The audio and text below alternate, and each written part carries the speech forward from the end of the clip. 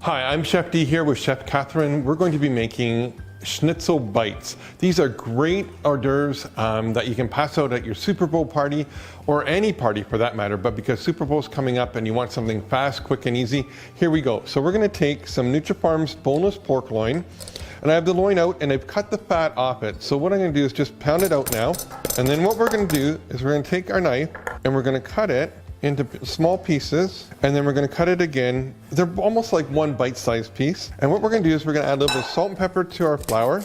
This is the important part. You want to take your pork, you want to dip it in your flour first. So you dip it into the egg from the flour, then you put it into the breadcrumbs, and then give it a quick dredge off, and away we go.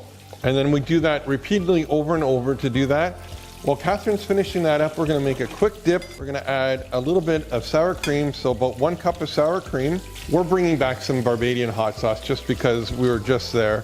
We're going to add a half a teaspoon, a little bit of chili flakes, a little bit of dried garlic, and some apple cider vinegar. We're going to stir that all together. Catherine, do you want to try one? I'd love to.